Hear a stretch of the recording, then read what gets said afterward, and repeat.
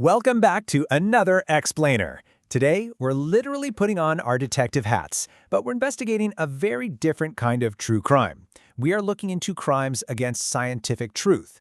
I'm absolutely thrilled to have you here as we unpack the dark side of academic research.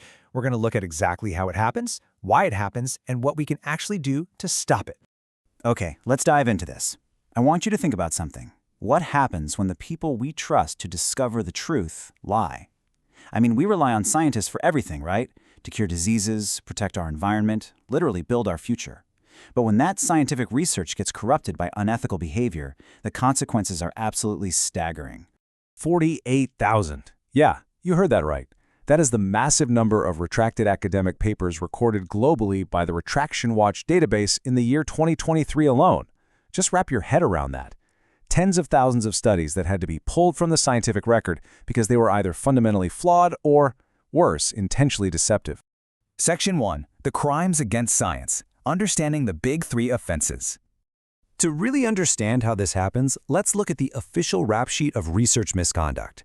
In the academic world, the most serious ethical breaches are commonly referred to as FFF. First up is that first F, fabrication. This is basically the equivalent of creating evidence out of thin air. It's when a researcher just invents data, records, or results for experiments that were never actually performed. Imagine completely making up patient survey responses, or drafting up lab results for a drug trial that literally never took place, all just to get a paper published. Then we have the second F, which is falsification. Now, if fabrication is making things up, falsification is all about doctoring reality. It means manipulating research materials or intentionally altering and omitting data just to produce a misleading result. This could be, tweaking a graph so a trend looks way more impressive, or deliberately hiding contradictory outcomes to make a study look like a total success when the actual data tells a completely different story.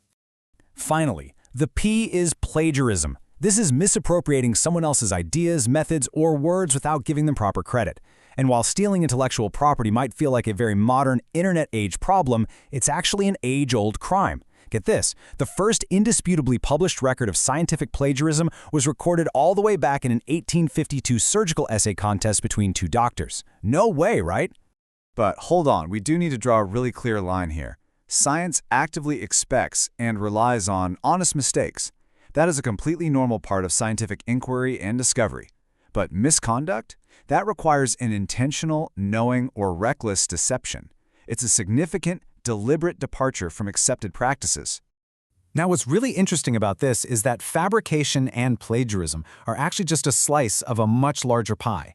When we look at ethical issues found in biomedical journals, data fabrication sits at 8% and plagiarism at 7%.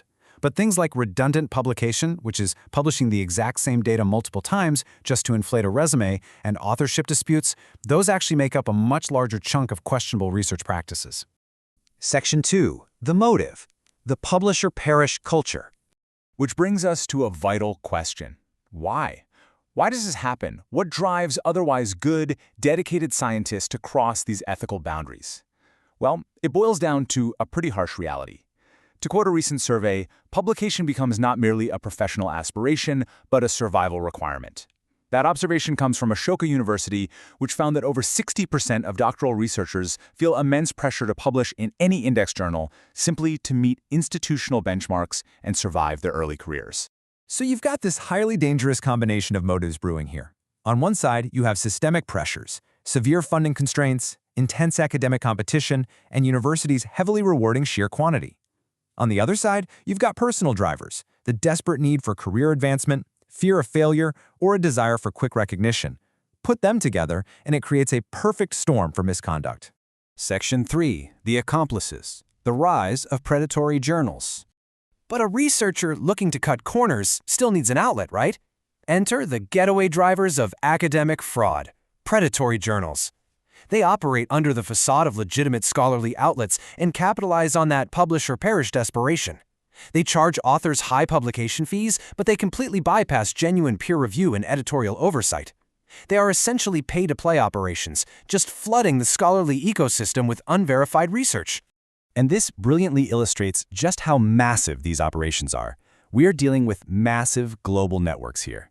Some of these entities operate hundreds of unvetted journals at a single time. They use deceptive practices, fake editorial boards, false indexing claims, the whole shebang, just to exploit early career researchers who desperately need to get their work published to keep their jobs. Section 4. The victims.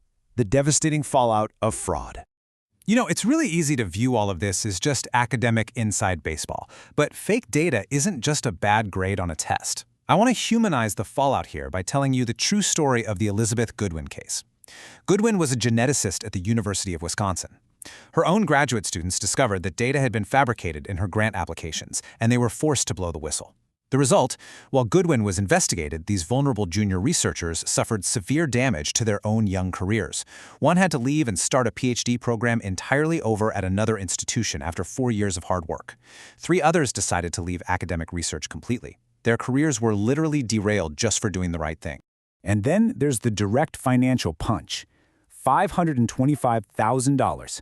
That was the direct measurable cost of investigating just one single case of misconduct at the Roswell Park Cancer Institute. That covers faculty time to review the case, sequestering computer hard drives, consultants, lost grants. When you multiply that by the tens of thousands of retracted papers we saw earlier, the financial drain on the scientific community is absolutely staggering. So the crucial point is that the ripple effects of fraud go far beyond just dollars and cents. Look at these intangible costs. The erosion of public trust in science.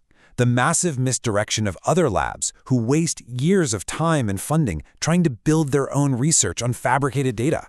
And most terrifyingly, the potential harm to patients when flawed, unverified clinical studies actually make their way into public health communications and medical practice. Section 5.